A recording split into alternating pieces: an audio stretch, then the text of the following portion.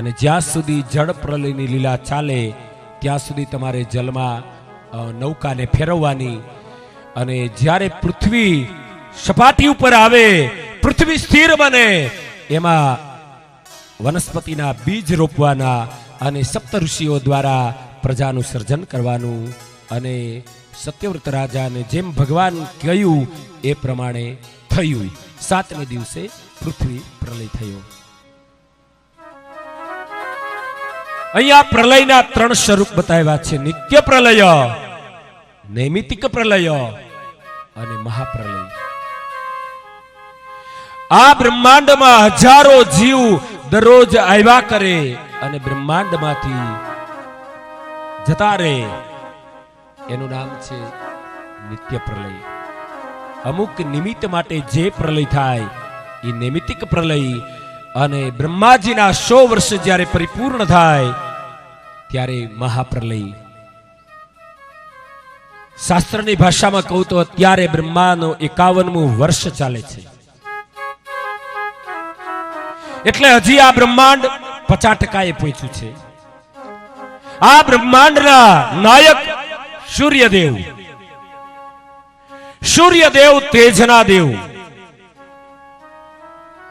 આ બે વસ્તુ એવી છે કે જેની અંતર સાધના કરવાથી બે વસ્તુના ગુણ જરૂર આપણામાં આવે. સૂર્યને પ્રાર્થના કરવાથી સૂર્યનું તેજ આપણામાં આવે અને પૃથ્વીની પ્રાર્થના કરવાથી પૃથ્વીની ક્ષમા આપણામાં આવે. આ સત્યવ્રત રાજા બીજા અવતારે વિવસ્વાન મનુ થશે. અને હમણાં 9મા સ્કંદની કથા શરૂ થાય એટલે વિવસ્વાન મનુથી જ કથા શરૂ થશે. જુઓ, અહીંયા બેઠા બેઠા હું જેમ બોલાવું એમ તમારે પ્રાર્થના બોલતા જવાની છે. બરોબર અવાજ આવશે તો હું આખી પ્રાર્થના કરાવીશ, નહીતર અધૂરું મૂકી દઈશ. પહેલી પ્રાર્થના સૂર્યદેવની, કારણ કે સૂર્યદેવ તેજના દેવ છે, પ્રકાશના દેવ છે. આપણા જીવનમાં એ પ્રકાશ હોવો જોઈએ. એ પ્રકાશ જ્ઞાન પ્રકાશ કયો તોય ભલે, ભાવ પ્રકાશ કયો તોય ભલે, પુણ્ય પ્રકાશ કયો તોય ભલે, પણ જીવનમાં પ્રકાશની જરૂર છે. બધા બે હાથ જોડીને હું જેમ બોલતો આવું એમ મારી પાછળ બધા બોલતા આવજો.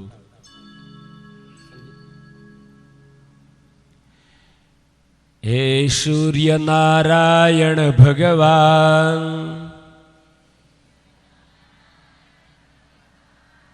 હે રન્નાદે માતા, આપની અનુપમ સૃષ્ટિમાં આપની ઈચ્છાથી અમોને મોકલ્યા હોય તો મૃત્યુલોક વિશે માનવ શરીરમાં અમારાથી થયેલા જાણે અજાણે સંગે કુસંગે આ જન્મે કોઈ જન્મે અપરાધો કર્મોની ક્ષમા કરો. આપના મહાતેજમાંથી એક પ્રકાશનું કિરણ આપો. અમારા હૃદયમાં પ્રકાશો. આ થઈ સૂર્યદેવની પ્રાર્થના. હવે હથેળીનો ખોબો વાળો, કારણ કે પૃથ્વીની યાચના છે, માં ધરતીની પાસે યાચના કરવાની છે. અને તમે તો ખેડૂત છો, ધરતીના દીકરા છો, તમે સમજી શકો. હે પૃથ્વી માતા આપના તત્વોમાંથી માત પિતાની ઈચ્છાથી રજબુંદમાંથી નવમાસ ગર્ભવાસેથી મૃત્યુલોક વિશે માનવ શરીરમાં જીવન મળ્યું છે. આ પૃથ્વી માતાજીની પ્રાર્થના. હવે એક ત્રીજી પ્રાર્થના કરાવું છું. ચૈત્ર મહિનો છે, આ કાર્ય પિતૃ કાર્ય છે, તો પિતૃદેવની પ્રાર્થના બે હાથ જોડીને હું જેમ બોલાવતો આવું છું એમ બોલતા આવજો. હે પિતૃદેવતાઓ, આપ જ્યાં હો ત્યાં માતૃપક્ષે પિતૃપક્ષે આપનાથી જોડાયેલા અમે જ્ઞાતિ કુલ ગોત્રથી આપના અનુવાંશિક વારસદારો છીએ. મનસા વાચા કર્મણા ત્રિદોષથી મુક્ત કરો. નવું જીવન આપો, નિરોગીતા આપો, સહનશીલતા આપો, સંયમ નિયમનું બળ આપો, પરસ્પર શુદ્ધ ભાવ આપો, ક્ષમા કરો, રક્ષા કરો. બોલો પિતૃનારાયણ દેવ કી જય. પ્રાર્થના છે. સૂર્ય આ તમારા કારક દેવ છે. વળી જેના દીકરી એના આપણે ઉપાસક છીએ. સૂર્ય દેવની દીકરીના આપણે ઉપાસક છીએ.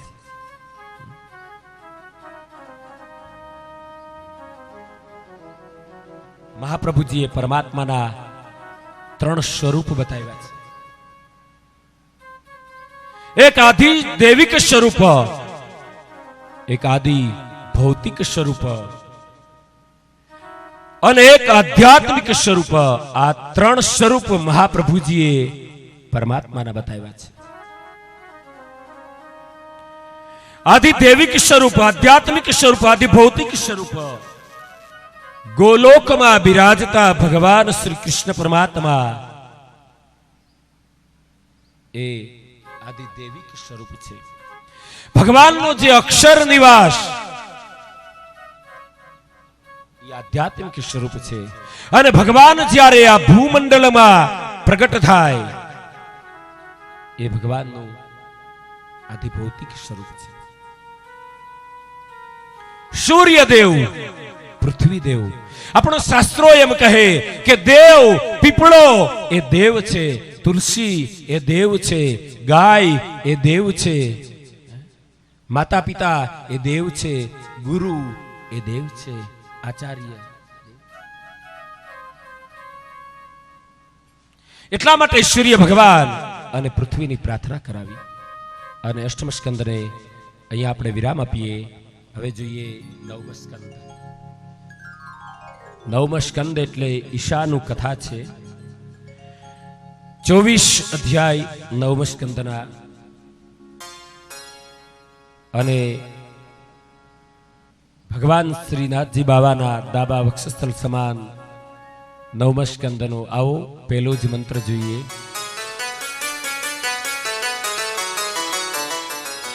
મનવંતરાણી શર્વાણી त्वयोक्तानि श्रुतानि मे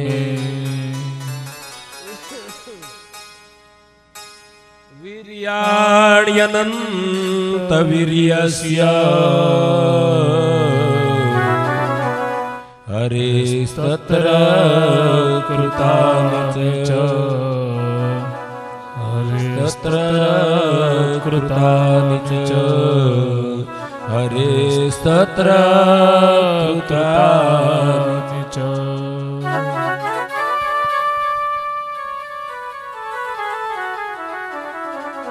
मनवन्तराणि सर्वाणि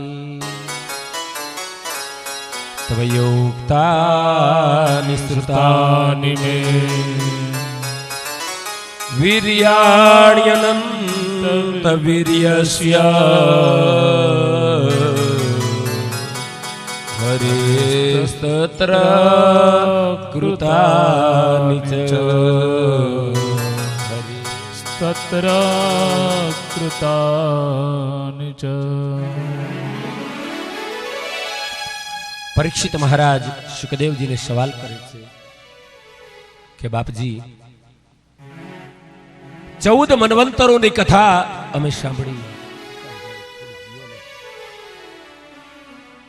14 मनवंतरों की कथा अमे सांभળી हवे अमारे ईशानु कथा सांभळवी छे। सुबोधजी ने में लख्यू है कि ईशानु एटले भक्तों ऊपर भगवाने जे अनुग्रह कर्यो भगवता अनुग्रह प्राप्त करे ए कथानु नाम ईशानु कथा है। ईशानु कथा एमा 2 प्रकरण छे, एक सूर्यवंश અને એક સોમવંશ। सूर्यवंश में जे राजाओं थया एनी कथा पण छेल्ले भगवान वेदव्यासे एम लख्यू कि सूर्यवंश चंद्रवंश ने संपूर्णपणे जगत में कोई जाणी नहीं। सूर्यवंश ने चंद्रवंश पहला सूर्यवंश की कथा छे। पहला प्रकरण में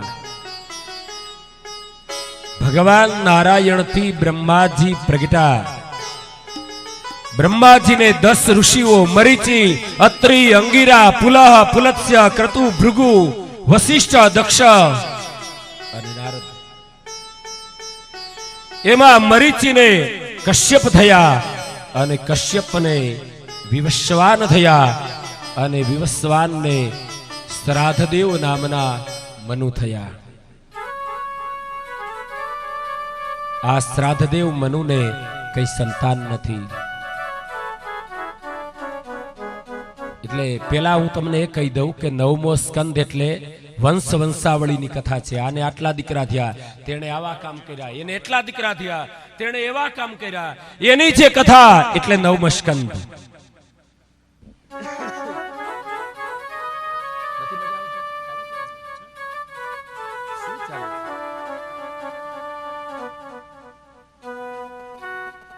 श्राद्धदेव मनु ने त्या संतान नहीं। वशिष्ठ बापजी ने बोलाव्या। वशिष्ठ बापजी ने कह्यु कि बापजी मारे त्या संतान थाय एवं कंईक करो। वशिष्ठ बापजीए पुत्र कामेष्टि यज्ञ बताव्यो कि आ यज्ञ करशो एटले तमारे त्या संतान प्रगट थशे। श्राद्धदेव मनुना पत्नीए विचार कर्यो कि मारे त्या उदरमा पेला दीकरो नहीं पण मारी एवी इच्छा छे कि मारे त्या पेला दीकरी प्रगट थाय। सरकार तो हवे वातो करे छे दीकरीओ बचावानी, बाकी श्रीमद भागवतना 9मा स्कंदमां कही दीधुं कि मनु महाराजना पत्नीए आहुति आपनार ब्राह्मणोने एकांतमां बोलाव्या। एकांतमां बोलावीने कह्युं कि हे भूदेवो तमे एवी रीते कंईक आहुति आपजो कि जेथी यज्ञमां અને યજ્ઞના પ્રસાદથી દીકરો પ્રગટ ન થાય અને દીકરી પ્રગટ થાય। આહુતિ આપનારા બ્રાહ્મણોએ ના પાડી। રાણીબાને કહ્યું રાણીબા એ ન બને, કારણ કે અમારા ગુરુ વશિષ્ઠ મહારાજ છે અને વશિષ્ઠ મહારાજને જો ખબર પડે તો અમને શ્રાપ આપે. અમારા ગુરુદેવ છે. તો શ્રાદ્ધદેવ મનુના પત્નીએ આહુતિ આપનાર બ્રાહ્મણોને એકાંતમાં ખાનગીમાં થોડુંક ધન આપ્યું. પછી તો શું બ્રાહ્મણોએ વિચાર કર્યો કે વર મરો યા કન્યા, પણ અમારું ત્રભાણું ભરો. વિચાર કર્યો. રાણીબાને કહ્યું થઈ જશે, અમે એવી આહુતિ આપશું કે યજ્ઞના કુંડમાંથી દીકરો પ્રગટ ન થાય અને દીકરી પ્રગટ થાય. અને 3 દિવસનો યજ્ઞ જ્યાં શ્રાદ્ધદેવ મનુએ પૂરો કર્યો અને યજ્ઞનો પ્રસાદ શ્રાદ્ધદેવ મનુને પત્નીને આપવામાં આવ્યો અને યોગ્ય સમય જ્યાં થયો તો એને ત્યાં ઈલા નામની કન્યા પ્રગટ થઈ છે. ઈલા નામની કન્યા પ્રગટી. અરે રાજાને નવાઈ લાગી શ્રાદ્ધદેવ મનુને કે જે યજ્ઞ દીકરાની પ્રાપ્તિ માટે પુત્ર પ્રાપ્તિ માટે કર્યો એ યજ્ઞના પ્રસાદથી દીકરી પ્રગટે જ કઈ રીતે? પ્રગટે જ કઈ રીતે? વશિષ્ઠ બાપજીને બોલાવ્યા કે બાપજી, હું એમ નથી કહેવા માંગતો કે તમારા યજ્ઞમાં ભૂલ છે, તમે તો મંત્ર દ્રષ્ટા ઋષિ છો, પણ જે યજ્ઞના પ્રસાદથી દીકરાનો પ્રગટ થવું જોઈએ એને બદલે મારે ત્યાં દીકરી પ્રગટી. આનું કારણ શું? વશિષ્ઠ મહારાજ ધ્યાનસ્થ થયા. જોયું તો આહુતિ આપનાર બ્રાહ્મણોની ભૂલ જાણી આહુતિ આપનાર બ્રાહ્મણોને એકાંતમાં બોલાવ્યા અને વશિષ્ઠ બાપજીએ ઠપકો આપ્યો કે રાજાને ત્યાં વારસદાર જોતો હતો, એને બદલે કન્યા પ્રગટી છે. વિષ્ણુ ભગવાનની પાસે ગયા વશિષ્ઠ બાપજી. ભગવાનને કહ્યું કે પ્રભુ, આમ થશે તો કાલ સવારે કોઈ ધર્મ કાર્ય કરશે નહીં, કર્મકાંડ ઉપર કોઈને વિશ્વાસ રહેશે નહીં. દીકરા માટે યજ્ઞ કર્યો અને એને ત્યાં દીકરી પ્રગટ થાય. વિષ્ણુ ભગવાને થોડીક વિધિ બતાવી કે આવી વિધિ કરશો એટલે એ દીકરીમાંથી સુદ્યુમ્ન નામનો દીકરો બની જશે. અને વિષ્ણુ ભગવાનના કહેવા પ્રમાણે ઈલા નામની કન્યાની પાસે વિધિ કરાવડાવી તો સુદ્યુમ્ન નામનો દીકરો બની ગયો. આ કથા થોડી અટપટી છે. દીકરી વળી એમાંથી દીકરો, પાછી દીકરી થશે, વળી પાછો એમાંથી દીકરો થશે. જાતિ પરિવર્તન પ્રક્રિયા. વશિષ્ઠ મહારાજે વિધિ કરાવી તો સુદ્યુમ્ન નામનો દીકરો થયો છે. યજ્ઞ ભગવાને દીકરીનું રૂપ આપ્યું તો વિષ્ણુ ભગવાને દીકરો બનાવ્યો તો હમણાં શિવજી એને દીકરી બનાવી દેશે. મહાદેવજી હમણાં દીકરી બનાવી દેશે. આ સુદ્યુમ્ન જ્યારે યુવાન બન્યો પોતાના મિત્રોને સાથે લઈ અને ઉત્તર પ્રદેશમાં મૃગ્યા કરવા માટે ગયો છે. અશ્વના ઉપર આરૂઢ થઈ અને મિત્રોની સાથે મૃગ્યા કરવા માટે ગયો છે. અને મૃગ્યા કરવા માટે નીકળેલ રાજવીએ બીજા બધા મિત્રો જુદા પડી ગયા અને આ સુદ્યુમ્ન એકલો દૂર દૂર કોઈ ઝૂંપડી હતી આ પર્ણ કુટીરમાં પ્રવેશ કર્યો છે. સુદ્યુમ્નને તરસ લાગી છે. પર્ણ કુટીરમાં જ્યાં પ્રવેશ કર્યો તો ઘોડી બની ગયો અને સુદ્યુમ્ન ઈલા નામની કન્યા બની ગયો. પુરુષમાંથી નારી બની ગયો. પરીક્ષિત મહારાજા સુખદેવજીને કે મહારાજ શું ક્યારની તમે કથા કરો છો? ઘડીક પુરુષ ઘડીક નારી, ઘડી પુરુષ ઘડી નારી. અમને એ તો કયો કે આ આશ્રમ કયો હતો કે જે આશ્રમમાં પ્રવેશ કરવાથી પુરુષ જાતિના નારી બની જાય?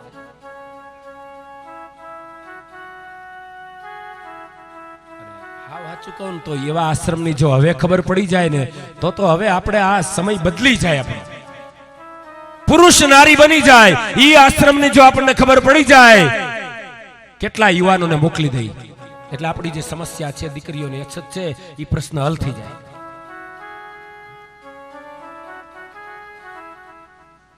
આ આશ્રમ ભગવાન શિવજીનો છે, મહાદેવજી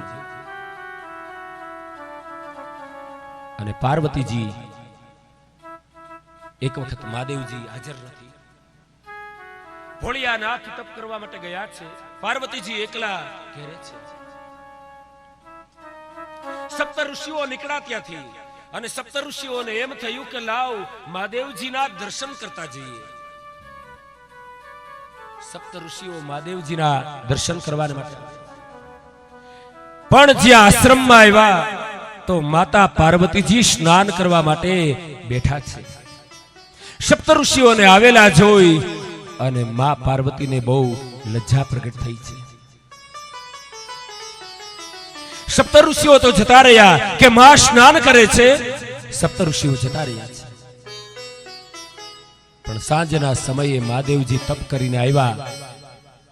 પાર્વતીજીએ ફરિયાદ કરી કે આજે સપ્ત ઋષિઓ આવ્યા હતા તમારા દર્શન કરવા માટે અને હું બરાબર સ્નાન કરવા માટે બેઠેલી અને પછી તો એ લોકો જતા રહ્યા. હવે એક કામ કરો, મિસ્ત્રીને બોલાવી આવો અને કમાડ બનાવી લો. કમાડ એટલે કમાડ બંધ કરીને સ્નાન કરી શકાય. મહાદેવજીએ વિચાર કર્યો કે મિસ્ત્રીને બોલાવી એટલે લાકડું મગાવે, ખીલા મગાવે, લાકડું વેરવાનું કહે, લાકડાને રંધાવવું પડે, વળી મિજાગરા મગાવે, વળી સ્ક્રૂ મગાવે, વળી વાર્નિશ મગાવે, એટલે હું એમાં ને એમાં રહું. એના કરતા શિવજીએ આશીર્વાદ આપ્યા કે આ આશ્રમમાં કોઈ પુરુષ પગ મૂકશે એટલે નારી બની જશે. આશીર્વાદ આપી દીધા. હવે મંત્રથી બને, મંત્રની તાકાત. શિવજીને કઈ મિસ્ત્રી બોલાવવાની જરૂર નહોતી. પુરુષ પ્રવેશ કરે એ નારી બની જાય. સુદ્યુમ્નને આ વસ્તુની ખબર નથી એટલે એણે આશ્રમમાં પ્રવેશ કર્યો. એ નારી બની ગયો, નારી બની ગયો. હવે પાર્વતીજીને એમ થયું કે આ કોઈ નારી છે.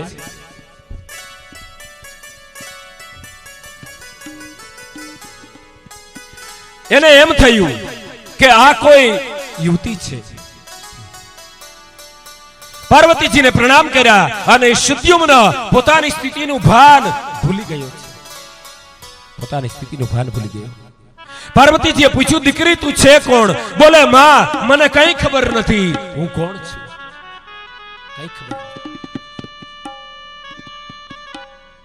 પાર્વતીજીને નવાઈ લાગી. દીકરી કાઈ વાંધો નહીં, તારી માનસિક પરિસ્થિતિ સારી નથી, તું અહીંયા રહે. અને ઈલા નામની કન્યા ત્યાં રહી. તમે જુઓ આ પાત્ર કેવું છે. સૂર્ય વંશનો બાપ છે અને ચંદ્ર વંશની માં છે. પાત્ર એકનું એક છે. સૂર્ય વંશનો બાપ છે સુદ્યુમ્ન તરીકે અને ચંદ્ર વંશની માં બહેનો છે.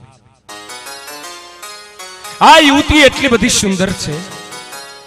એમાં ચંદ્રમાનો દીકરો બુદ્ધ એક દિવસ જોઈ ગયો કે શિવજીના આશ્રમમાં કોઈ રૂપાળી યુવતી છે. એક વૃક્ષની ડાળ ઉપર બેસી અને એને તલાશ કરી. વૃક્ષની ડાળ ઉપર બેઠેલી એને તલાશતા ખબર પડી ગઈ કે યુવતીની પરિસ્થિતિ, મનની પરિસ્થિતિ સારી નથી. ચંદ્રમાનો દીકરો બુદ્ધ ચતુર છે, કપટ કરવામાં હોશિયાર છે.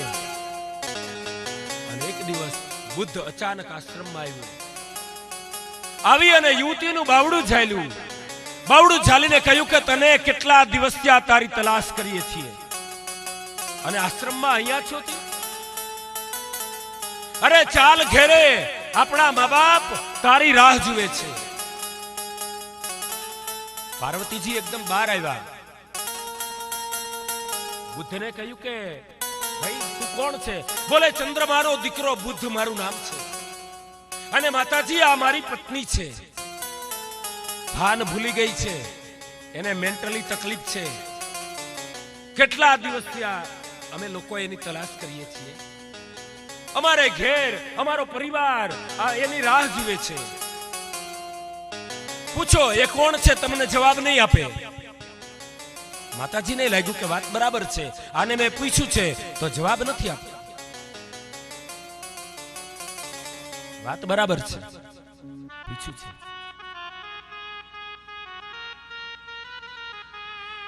માતાજીએ કહ્યું કે દીકરી, આ બુદ્ધની વાત સાચી છે, તું એને ઘેર જા, તારે ઘેર જા. ઈલાનું બાવડું પકડી અને બુદ્ધ એ આશ્રમની બારોબાર લઈ ગયો, એના ઉપર બળાત્કાર કર્યો અને એમાંથી પુરુરવા નામનો પુત્ર પ્રગટ થયો અને ચંદ્રવંશ ત્યાંથી આગળ આવ્યો. ચંદ્રવંશની મા બન્યો, સૂર્યવંશનો બાપ બન્યો છે. પાત્ર એકનું એક છે, એકનું એક પાત્ર. મનુ મહારાજનો દીકરો શુદ્યુમ્ન ઈલા નામની કન્યા બહેનો ઈ સમાચાર મળ્યા એટલે શ્રાદ્ધદેવ મનુ ભોળિયાનાથ પાસે ગયા. મહાદેવજીને કહ્યું કે મહાદેવજી તમે કંઈક કરો, વળી મારા દીકરામાંથી દીકરી બની ગયો છે. મહાદેવજીએ કહ્યું કે પાર્વતીજીને મેં જે આશીર્વાદ આપ્યા એ પણ ખોટા ન પડે અને તમે જે આશીર્વાદ માંગો છો એ પણ ખોટા ન પડે. એનો એક રસ્તો છે, 15 દિવસ એ પુરુષ રહેશે અને 15 દિવસ એ નારી રહેશે. 15 દિવસ પુરુષ રહેશે. પરંતુ પ્રજાએ આવા રાજાને માન્ય ન કર્યો. જે રાજા 15 દિવસ ન્યાય કરે અને જે રાજા 15 દિવસ અંતઃપુરની અંદર રહે એવા રાજાને પ્રજાએ માન્ય.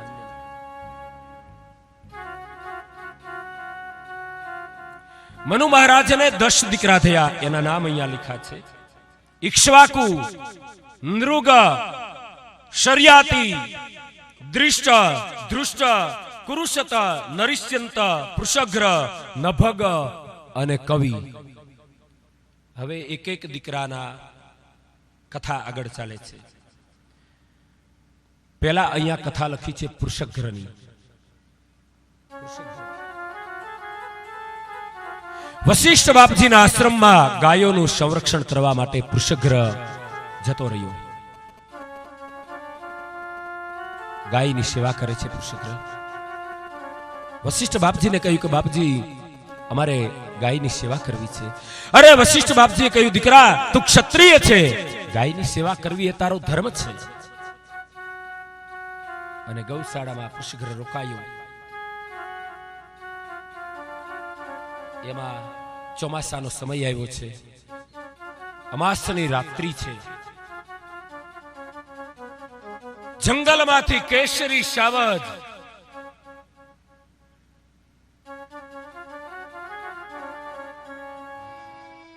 આવ્યો છે. સિંહના આવવાને કારણે ગાયો નાશભાગ કરે છે. પૃષગ્રને ખબર પડી કે કોઈ સિંહ આવ્યો છે, અંધકાર છે, ઝરમર વરસાદ વરસે છે અને પૃષગ્રએ મ્યાનમાંથી દૂર કરેલી તલવારનો પ્રહાર કર્યો. એને એમ થયું કે સિંહનું માથું કપાઈ ગયું છે. હકીકતમાં સિંહનું માથું નહીં, સિંહનો કાન કપાયો તો અને ગાય માતાજીનું માથું કપાઈ ગયું હતું. પણ રાત્રિના અંધકારમાં પૃષગ્રને એમ લાગ્યું કે સિંહનું માથું કપાઈ ગયું. પૃષગ્રને એમ લાગ્યું. વહેલી સવારમાં ગુરુદેવ વશિષ્ઠ બાપજીની પાસે આવે છે. વશિષ્ઠ બાપજીની પાસે આવી અને કહ્યું કે બાપજી ગુરુદેવ તમારા આશ્રમના ગૌશાળાની સેવા માટે આજ મેં જંગલના કેસરી સાવજને મારી દીધો. વશિષ્ઠ બાપજીએ કહ્યું કે દીકરા એ તો સૂર્ય ઉગે ત્યારે ખબર પડશે. અને સૂર્ય ઉદિત થયા છે અને સૂર્ય જ્યાં ઉદિત થયા વશિષ્ઠ બાપજી અને પૃષગ્ર ગૌશાળામાં આવ્યા. દ્રશ્ય જોયું, ગાયનું માથું કપાઈ ગયું છે અને સિંહનો કાન કપાઈ ગયો છે અને સિંહ ભાગી ગયો છે. અંજાન અવસ્થામાં પુષ્યગ્રને ગૌ હત્યા લાગી છે. અંજાન અવસ્થામાં પુષ્યગ્ર ધ્રુજી ગયો. વશિષ્ઠ બાપજીને કહ્યું, મહારાજ, અંજાન અવસ્થામાં મને લાગી છે ગૌ હત્યા. આ ગૌ હત્યાના પાપમાંથી બચવા માટે મારે શું કરવું?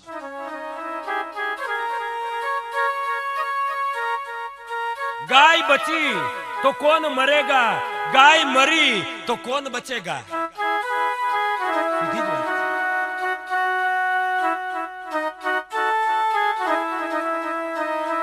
गाय बची तो कौन मरेगा, गाय मरी तो कौन बचेगा?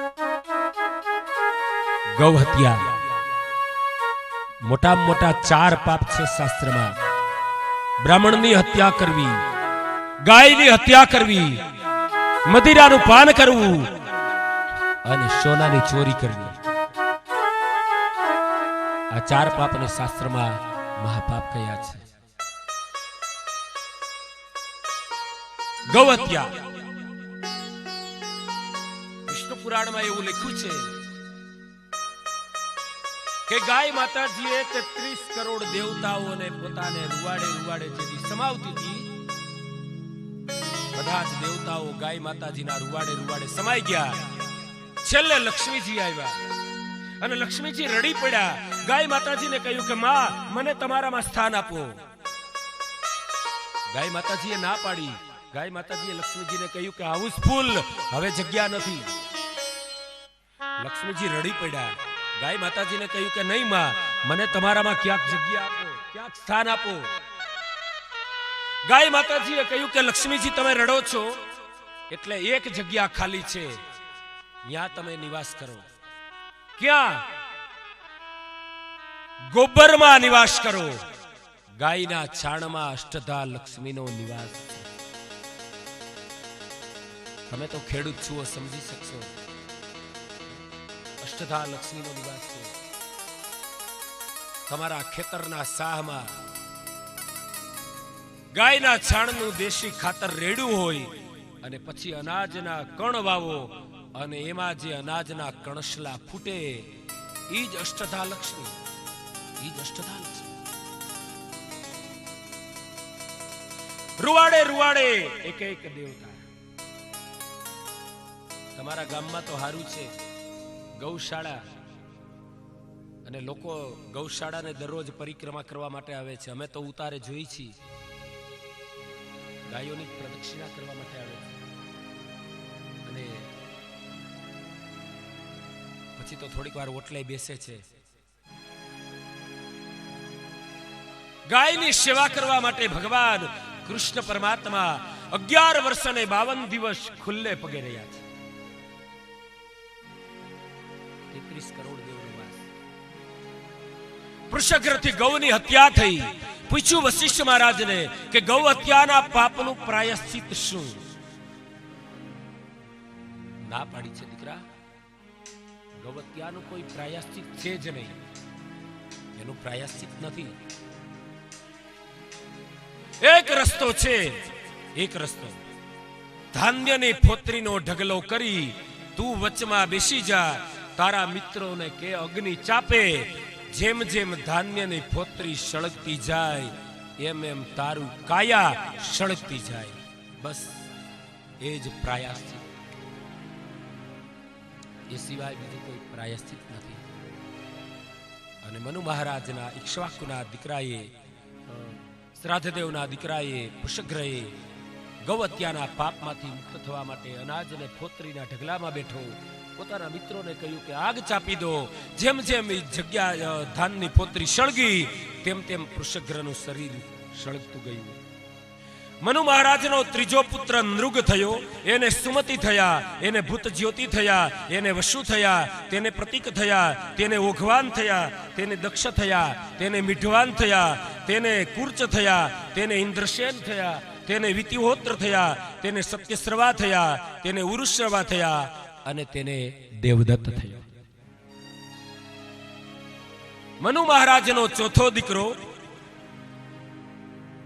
દિષ્ટ થયા, એને નાભાગ થયા, એને ભલ્લક નંદન થયા, તેને ચક્ષુષ થયા, તેને વિવિશંભી થયા, તેને રંભ થયા, તેને ખનિ નેત્ર થયા, તેને ધાર્મિક થયા, તેને કરંધમ થયા, તેને વિકસિત થયા, તેને મરુત થયા, તેને દમ થયા, તેને રાજ્ય નામનો દીકરો થયો, તેને સુર ધૃતિ થયા, તેને નર થયા, તેને કેવલ થયા, તેને બંધુમાન થયા, તેને વેગવાન થયા, તેને બંધુ થયા અને એને તૃણબિંદુ થયા. આ તૃણબિંદુને 3 દીકરા થયા, વિશાલ, શૂન્ય બિંદુ અને ધૂમ્રકેતુ. અને ઈડવિડા નામની એક કન્યા થઈ. આ ઈડવિડવા વિશ્રવાને આપ્યા અને જેમાંથી ધનાધ્યક્ષ કુબેર પ્રગટ થયા.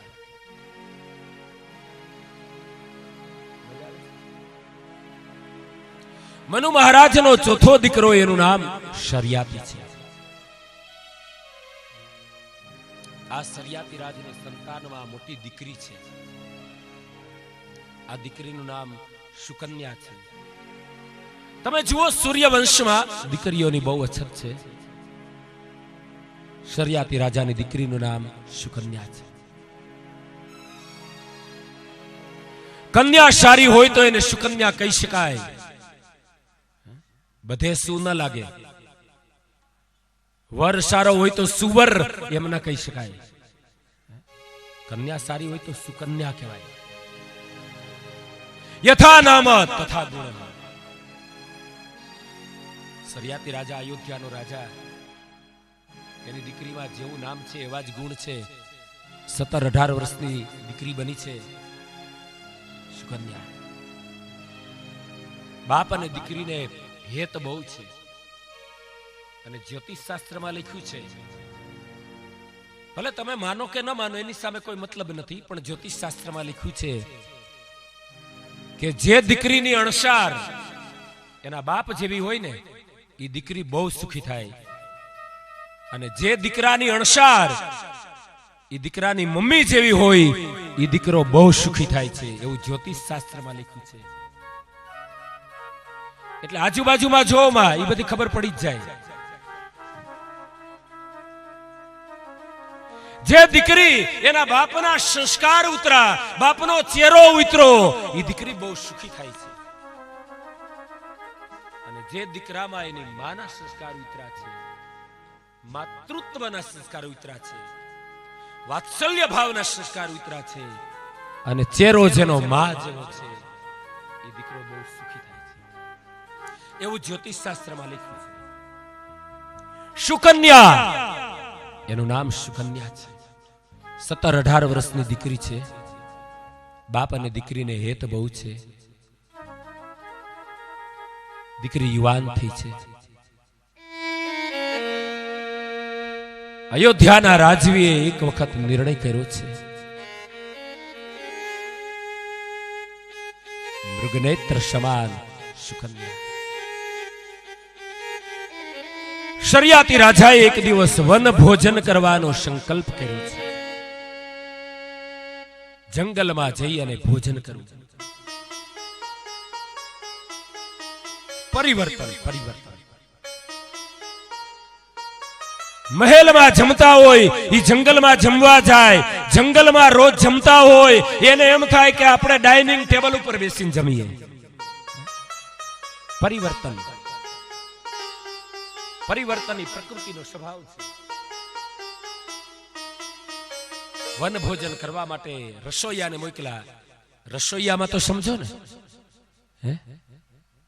રસોઈયા, અરે ગારિયાધારની ઉપર અખતરિયા ગામ છે. અખતરિયા, ત્યાં વાડોદરિયા પરિવારના 80 ઘર છે. મેં અહીંયા 2 કથા કરી છે. એમાં રસોઈયા બોલ્યો એટલે રસોઈયામાં કોઈ સમજ્યા નહીં. વળી બપોરે 2 જણા આવ્યા. મને કે અનુ દાદા, ઓલા રસોઈયા ઈ હું. રસોઈયા ઈ હું. મેં કીધું નો સમજાતો કે ના. મેં કીધું ઓલા ચાહડીના બકડિયામાં તાવીથો ફેરવીને પછી ચાહડી આમ આમ જોવે ઈ. મને કે હુખડિયા કયો ને. હુખડિયા, ત્યાં હુખડિયા કહેતા છે. એટલે ગારિયાધારની કથા આવે ને ત્યાં હું સુખડિયા ચાલુ કરું કે શર્યાતી મહારાજાએ પોતાના સુખડિયાઓને સરયુ નદીને કિનારે મોકલ્યા છે. અને રસોઈયાઓ રસોઈ બનાવવા માંડ્યા છે. વન ભોજન નહીં બેનો પરસોત્તમ મહિનામાં કરે ને વન ભોજન. પરસોત્તમ મહિનામાં બપોર 1 વાગ્યા સુધી ગોર ને ગોરધન પાસે કૂદકા મારે. ઘરનો ગોરધન ભૂખ્યો હોય એ ઘરના ગોરધન નું પેલા ધ્યાન રાખજો.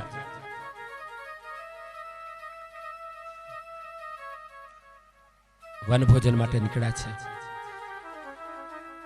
સરયુ નદીને કિનારે સરિયાતી રાજા પોતાના પરિવારને લઈ અને આવ્યા છે. સરિયાતી રાજા અને સુકન્યા દીકરી પણ આવી છે. પહેલી જ વાર અયોધ્યાની બહાર આ દીકરી નીકળી છે. અને દીકરી બહુ પવિત્ર છે. સુકન્યા બાપુની પાસે આવી છે. આવી અને બાપુને કહ્યું કે બાપુ, અયોધ્યાની બહાર આજ હું પહેલી વાર નીકળી છું. તમારી જો આજ્ઞા હોય તો વન જંગલ ફરવાની ઈચ્છા છે. પહાડો, ગિરિકંદરાઓ, જંગલ, સૂર્યદેવ, નદીનું ગીત, આ બધું મને જોવાની ઈચ્છા છે. સરિયાતી રાજાએ દીકરીને કહ્યું કે જાઓ બેટા, સાહેલીઓને સાથે રાખજો. અને સુકન્યા સાહેલીઓની સાથે ફરવા માટે આવ્યા છે. એમાં એક રાફડો જોયો અને રાફડામાં 2 કાણા જોયા અને કાણામાંથી દિવ્ય પ્રકાશ આવી રહ્યો છે. સુકન્યાને તો બીજી કઈ ખબર નથી. આ દીકરીઓને તો બાવળની શૂળ લઈ અને કાણામાં ખૂંચાડી તો ધસમસતા લોહીનો પ્રવાહ એમાંથી વહેતો થયો છે. દીકરીઓ બધી મૂંઝાઈ ગયા. કરે રાફડામાં શૂળ ખૂંચાડવાથી લોહી? મૂંઝાઈ ગયા દીકરીઓ, બધા ગભરાઈ ગયા. સરયુ નદીને કિનારે આવતા રહ્યા. કોઈને વાત ન કરી કે શું થયું છે. એમાં મધ્યાહન કાળનો સમય થયો. રસોઈયાએ બોલાવ્યા કે ચાલો બધા જમવા બેસી જાઓ. ફટાફટ બધા જમવા બેસવા માંડ્યા. વૃક્ષોના પાન ઉપર રસોઈ પીરસાવા માંડી. પણ પેલો કોળિયો હજી ભર્યો. બધાએ ત્યાં તો બધાયના શરીરમાં એક જ પ્રકારનું દર્દ પ્રગટ થયું. બધાના શરીરમાં એક જ જાતનું દર્દ. મૂંઝાઈ ગયા બધા. સરિયાતી રાજાએ કહ્યું, ભાઈ બધાને એક જ દર્દ. આ જંગલ ચ્યવન મહારાજનું છે. કોઈએ ચ્યવન મહારાજનો અપરાધ તો નથી કર્યો ને? આ બધાને એક જ પ્રકારનું દર્દ. સુકન્યા દોડતી આવી છે બાપુની પાસે. આવીને બાપુને કહ્યું કે બાપુ, મને બીજી તો કઈ ખબર નથી, પણ જંગલમાં ફરતા ફરતા રાફડો જોયો. રાફડામાં 2 કાણા જોયા. કાણામાં દિવ્ય પ્રકાશ અને દિવ્ય પ્રકાશમાં બાવળની સૂળ ખૂંચાડી તો લોહીની ધારા નીકળી. એ સિવાય અમને કઈ ખબર નથી. સરિયાતી રાજાએ કહ્યું કે દીકરી, બસ એ જ ચ્યવન મહારાજ, એ જ ચ્યવન મહારાજ. એ જમવાનું બધું પડતું મૂકી અને રાજા આવ્યા. અહીંયા સેવકોને લઈને રાફડો દૂર કરાવ્યો. અને જ્યાં રાફડો દૂર કર્યો તો હજારો વર્ષના ઘરડા ચ્યવન મહારાજ, હજારો વર્ષ રાફડામાંથી બહાર કાઢ્યા. સરિયાતી રાજાએ 2 હાથ જોડી અને મહારાજને કહ્યું કે મહારાજ, ક્ષમા કરજો. અયોધ્યાનો સૂર્યવંશી સરિયાતી મારું નામ છે. અમારી દીકરીએ અંજાન અવસ્થામાં તમારી આંખો ફોડી નાખી છે અને આપ ક્ષમા કરો. ચ્યવન મહારાજે કહ્યું કે સરિયાતી સૂર્યવંશી રાજા, તારું નામ તો મેં સાંભળેલ છે. શ્રાપ નહીં આપું.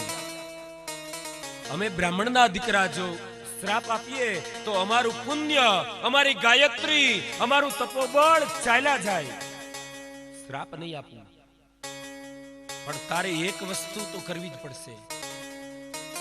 એક તો મારું આ ઘરનું શરીર, અને એમાંય આ શરીરમાં તારી દીકરીએ અમને આંધળો બનાવ્યો છે. એટલે આ શરીરને કોઈની સેવાની જરૂર છે. એક કામ કર, તારી દીકરીના લગ્ન મારી સાથે કરાવી નાખ. તારી દીકરીના લગ્ન મારી સાથે. સરિયાતી રાજાએ મનમાં વિચાર કર્યો કે હા પાડું તો હામે આલીન દીકરીને કુવામાં નાખી કહેવાય.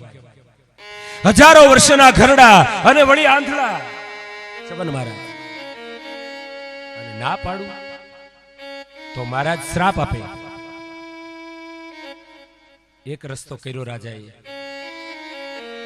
રાજાએ કહ્યું કે ભલે મહારાજ, પણ મારે મારી દીકરીને પૂછવું પડે. જિંદગીમાં, સૃષ્ટિમાં પહેલી જ વાર બાપ એમ બોલ્યો કે સંબંધમાં મારે મારી દીકરીને પૂછવું પડે. ઈ અત્યારે એટલે રિવાજ થઈ ગયો છે, નથી થઈ ગયો? દીકરીનો બાપ એમ કે મારી દીકરીને પૂછ્યા વગર હું હા ન પાડું, ઈ તેદીથી રિવાજ શરૂ થઈ ગયો. દીકરીને પૂછવું પડે. અને સરિયાતી રાજાએ પોતાની દીકરી સુકન્યાને સરયુ નદીને કિનારેથી બોલાવીને કહ્યું કે દીકરી, અયોધ્યાનું રાજ્ય જો તારા બાપનું સલામત રાખવું હોય તો તારે બલિદાન આપવાનો સમય થઈ ગયો છે. મતલબ એ છે કે તારા જમણા હાથની માગણી ચવન મહારાજે કરી છે. અને કુંવારી કન્યાનો જમણો હાથ કોણ માગે ઈ તું ન સમજી શકે એટલી નાની નથી. બોલ, તારો જવાબ શું છે? ત્યારે દીકરીએ કહ્યું કે બાપુ, એમાં મને પૂછવાનું ન હોય. તમારું અયોધ્યાનું રાજ્ય જો સલામત રહેતું હોય તો જાઓ, હા પાડી દો, હા પાડી દો. હજારો વર્ષના ઘરડા ચવન મહારાજ અને વળી આંધળા, અને છતાંય સુકન્યાએ બાપને કહ્યું કે તમે હા પાડી દો.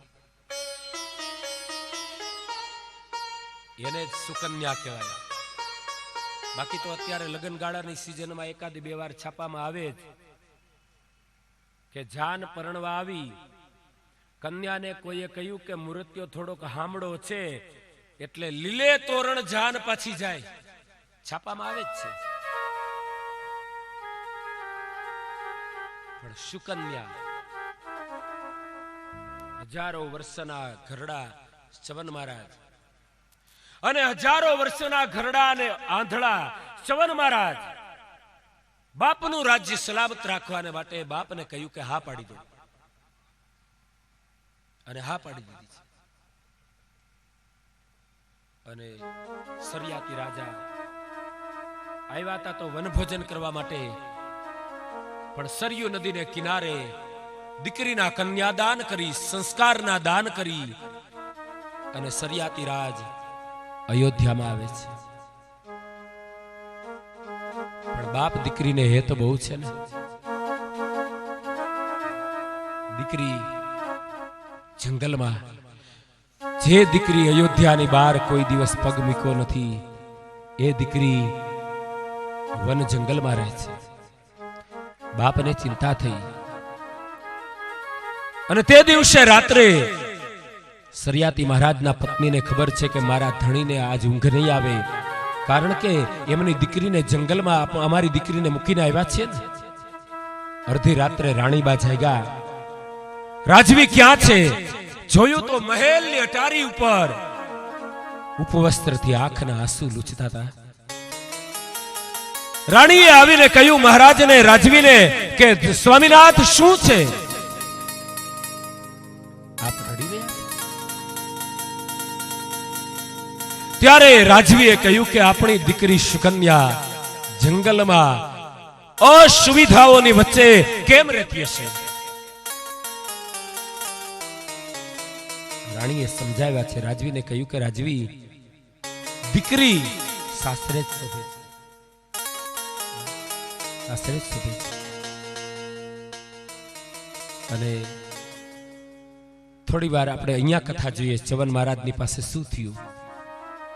ચવન મહારાજના લગ્ન થયા. હજારો વર્ષના ઘરડા દેવાંગના જેવી સુકન્યા. થોડો સમય ગયો, આશ્રમની બહાર વેદિકા ઉપર ચવન મહારાજ અને એના પત્ની બેઠા છે, સુકન્યા. અને એમાં આકાશમાંથી અશ્વની કુમારો નીકળ્યા, દેવતાઓના વૈદ અશ્વની કુમારો. અને અશ્વની કુમારોએ જ્યાં નીચે જોયું, દેવાંગના જેવી કન્યાની જમણી બાજુમાં ઘરડો એવો પુરુષને બેઠેલો જોયો. અશ્વની કુમારોને નવાઈ લાગી, ત્યાંથી નીચે ઉતર્યા. પૂછ્યું છે સુકન્યાને બે હાથ જોડીને કે બેન, અમારા મનમાં એક સવાલ થાય છે. તમારી જમણી બાજુ જે બેઠા હજારો વર્ષના ઘરડા વળી આંધળા, એને તમારે સંબંધ શું? એને તમારે સંબંધ શું? ત્યારે સુકન્યા ઊભા થઈ ગયા કે મારી જમણી બાજુ જે બેઠા છે એ મારો ચૂડીને ચાંદલો છે, એ મારું સૌભાગ્ય છે. અને ખબરદાર, જો મારા ધણીની વિરુદ્ધ તમે બોલશો તો હું તમને શ્રાપ આપીશ. અશ્વની કુમારોએ વાતને બદલી નાખી. અશ્વની કુમારોએ કહ્યું, નહીં નહીં બેન, એવો અમારો ઈરાદો નથી, પણ તમારું આવું શરીર, તમે આટલા યુવાન, તમારા પતિ આટલા બધા ઘરડા, તમે આટલા સુંદર, તમારા પતિ આટલા બધા બેડોળ, એટલે અમને નવાઈ લાગી છે. અને વળી બેન, અમારી પાસે આયુર્વેદમાં એક ઉપાય છે કે 18 ભાર વનસ્પતિનો અર્ક કાઢી એનો કુંડ બનાવી અને ઈ કુંડમાં કોઈ ઘરડા માણસને સ્નાન કરાવો તો યુવાન બની જાય, અને આંધળાને સ્નાન કરાવો તો દેખતો થઈ જાય. અમારી પાસે એવી ઔષધિ છે, પણ તમે આજ્ઞા કરો તો અમે કુંડ બનાવીએ. 18 ભાર વનસ્પતિનો અર્ક કાઢી અને કુંડ બનાવ્યો, અને એ કુંડમાં ચવન મહારાજને સ્નાન કરાવ્યું છે. પણ જ્યાં સ્નાન કરીને બહાર નીકળ્યા ને બાપ, ત્યાં તો 22 વર્ષના ચવન મહારાજ બની ગયા. 22 વર્ષના, અને એને બે આંખો સુંદર મજાની પ્રાપ્ત થઈ. હજારો વર્ષના ઘરડા સ્નાન કરે, એવો કુંડ મળી જાય ને તો કામ થઈ જાય.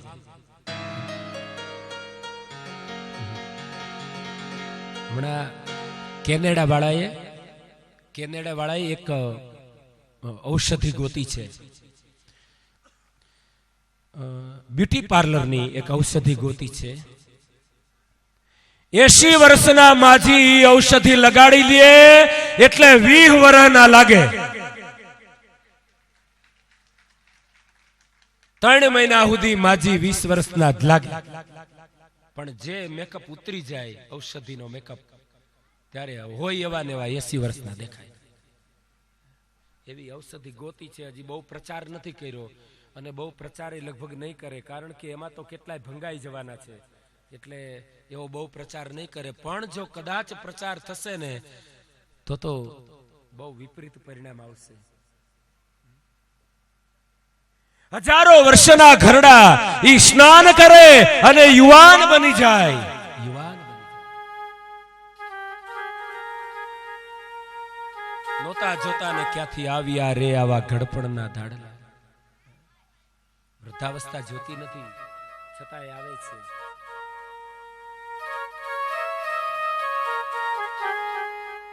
સમય થઈ ગયો છે. થોડી વાર 10 મિનિટ કથાને વિરામ આપશું અને પછી કથા આગળ ચલાવીશું. શ્રી બાલકૃષ્ણ લાલ કી.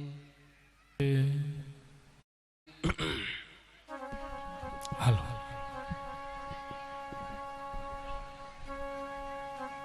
શરિયાતી મહારાજ પોતાની દીકરી સુકન્યાના લગ્ન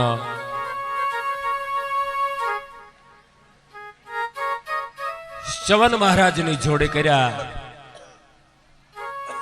જંગલમાં દીકરી દુખી થઈ છે.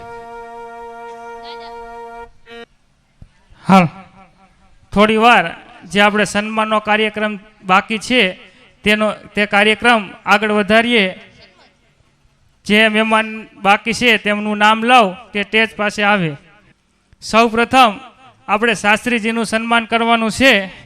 તો મોરુકા ગામ વાડોદરિયા પરિવારમાંથી જયસુખભાઈ જીવાભાઈ વાડોદરિયા તે શાસ્ત્રીજીનું સન્માન કરે છે.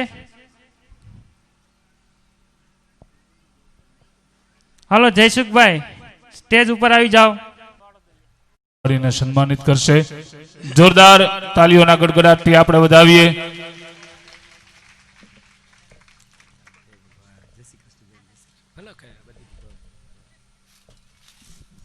બોલો શ્રી દ્વારિકાધીશ કી જય.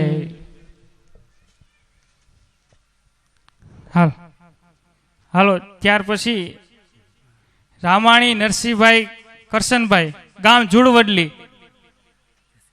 રામાણી નરસિંહભાઈ કરશનભાઈ શ્રી અમારા મુખ્ય યજમાન શ્રી જયંતિભાઈ વાડોદરિયા સાલ ઓઢાડી સન્માન કરે છે.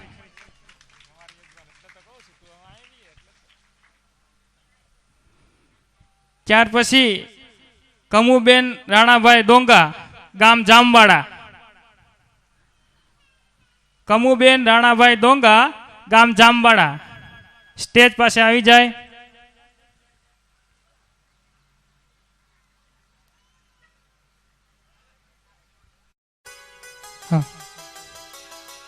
તેમનું સન્માન. ત્યાર પછી જગદીશભાઈ ગગજીભાઈ પીપળિયા ગામ ફાટસર. જગદીશભાઈ ગગજીભાઈ પીપળિયા ગામ ફાટસર સ્ટેજ પાસે આવી જાય.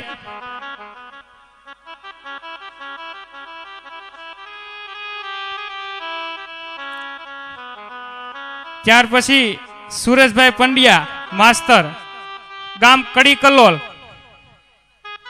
સુરેશભાઈ પંડ્યા ગામ કડી કલોલ સ્ટેજ પાસે આવી જાય. તેમનું સન્માન શ્રી મુખ્ય યજમાન શ્રી જયંતિભાઈ વાડોદરિયા કરે છે. સાલ ઉડાડીને તાલીના જોરથી ગડગડાટથી વધાવી લ્યો. ખૂબ ખૂબ ધન્યવાદ. કન્યા સુકન્યા